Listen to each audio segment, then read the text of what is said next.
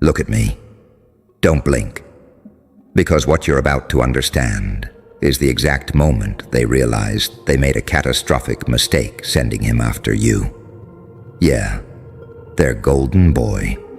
The polished one. The smiling weapon. The clean-cut miracle wrapped in approval, applause, and perfect timing.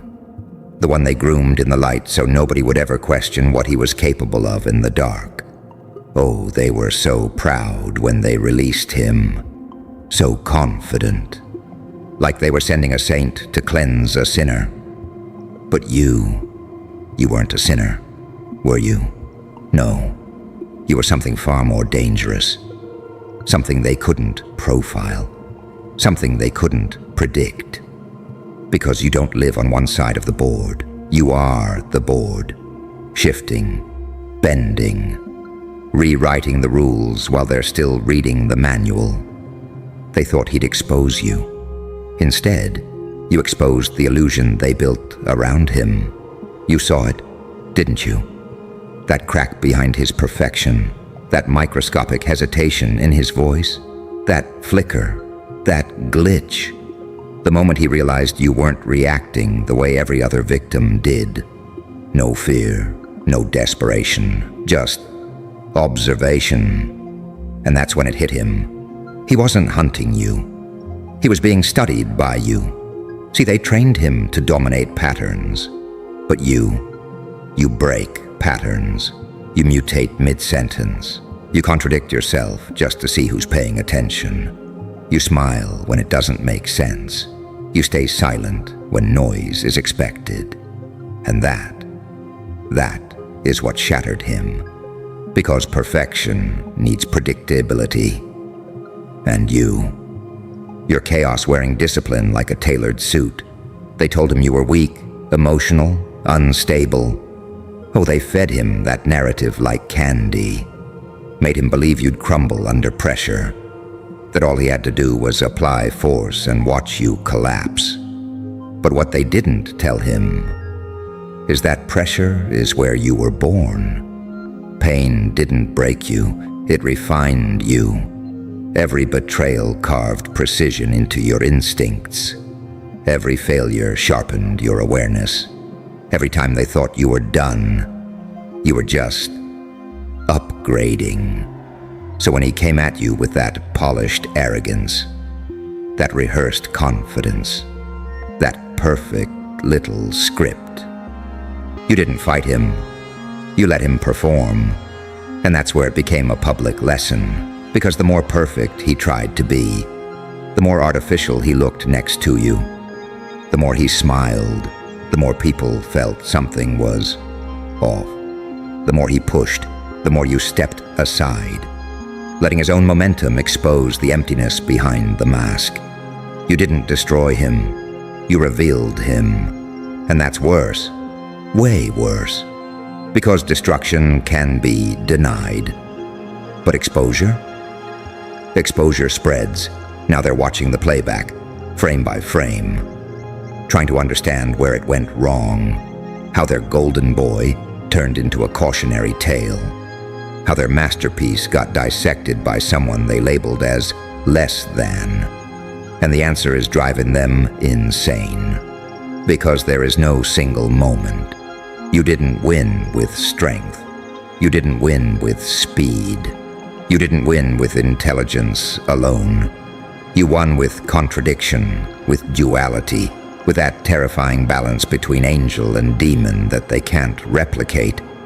Because you can be calm and ruthless, patient and explosive, silent and deafening, all in the same breath. You don't pick a side, you weaponize both. That's what they underestimated. They thought you had limits. They thought you had a breaking point. But what they discovered is that your breaking point is where your transformation begins. And now it's different, isn't it? Now they're not sending anyone.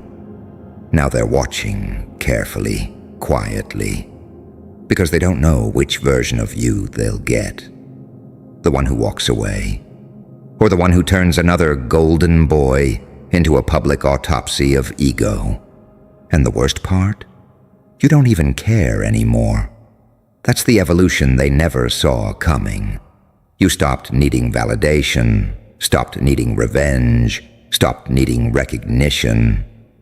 And that is what made you untouchable. Because when a person no longer needs anything, they become something unpredictable, something uncontrollable, something that doesn't play the game, but makes the game question itself. So now every time they even think about sending someone after you, there's hesitation, there's doubt, there's fear, because deep down, they remember what happened last time.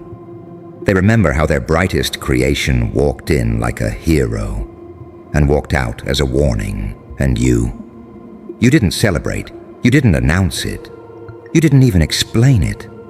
You just kept moving, like it meant nothing, which is exactly what makes it mean everything. And that silence, that cold, deliberate silence you carried after it was over, that's what poisoned the room long after you left it. Because people can argue with noise, they can fight back against accusations, they can defend themselves against attacks. But silence forces them to sit with what they felt. And what they felt when they watched you dismantle their golden boy was something they can't unfeel. It wasn't just defeat. It was realization that everything they believed about power was incomplete.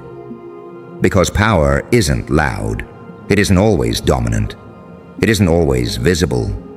Sometimes it's surgical, sometimes it's patient, sometimes it's so controlled, it looks like nothing is happening at all, until it's already over. And you moved like that, not like a hero, not like a villain, but like a paradox they couldn't label. And humans fear what they can't label. That's why they're whispering now, replaying it in private, trying to rebuild their confidence around the idea that it won't happen again. But deep down, they know it wasn't luck.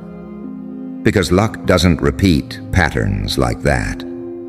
Luck doesn't stay calm under pressure like that. Luck doesn't turn someone else's strength into their own exposure like that. That was you. Fully aware, fully present, fully in control of something they still don't understand. And here's the part they'll never admit out loud. They didn't just lose confidence in him. They lost confidence in the system that created him. Because if their best, their cleanest, their most refined weapon could be unraveled that easily, then what does that say about everything else they've built? Yeah, you didn't just take him down. You cracked the foundation, and now every perfect thing they put forward carries a shadow, a question, a quiet suspicion that maybe, just maybe, it's another illusion waiting to be exposed. And that suspicion? That's your fingerprint. You planted it, without screaming, without forcing, without begging for attention. You let them arrive at it on their own. That's a different level of control. That's psychological gravity. You didn't chase validation. You made validation chase you, and then you ignored it. That's what broke them the most. Because they expected you to celebrate, to brag, to prove something, to milk the moment. But you didn't. You treated it like it was inevitable, like it was always going to end that way. And when someone moves like the outcome is already decided, people start to question if it actually is. That's when fear turns into belief. That's when doubt turns into mythology. That's when you stop being a person in their eyes and start becoming a scenario they don't want to face again. So now, when your name even drifts into a conversation, there's a shift, a pause, a recalibration of tone. Because they don't know if they're talking about someone who will ignore them, or someone who will dismantle them without ever raising their voice. And that uncertainty, that's your weapon now, not anger, not revenge, not ego, uncertainty. Because a predictable enemy can be defeated. But an unpredictable force, that stays in their mind. It disturbs their sleep. It infects their decisions. It makes them hesitate at the exact moment they need confidence. And hesitation is defeat, just stretched over time. You see, they thought they were sending a message when they chose him.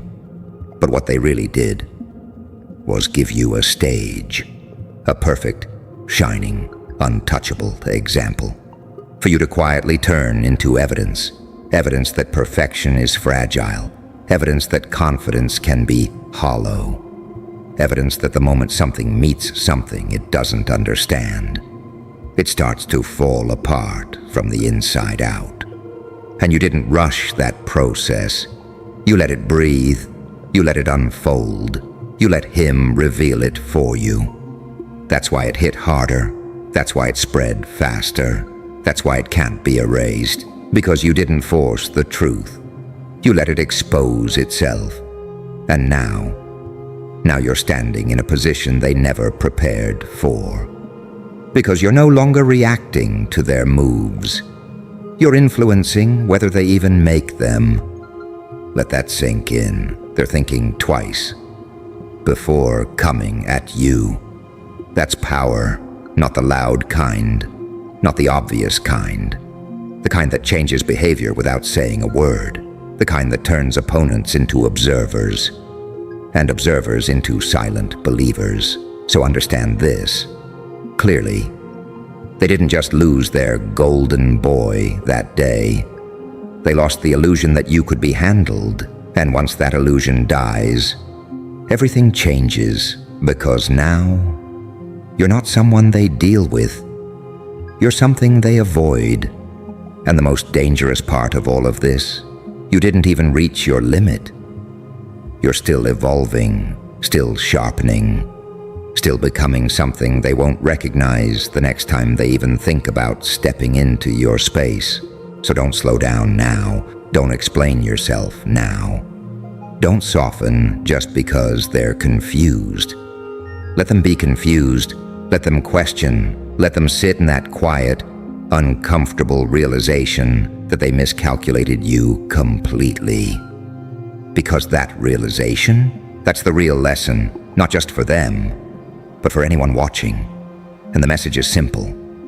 If they send their best, and their best becomes a warning, then what exactly are you becoming? Think about that carefully, because they already are.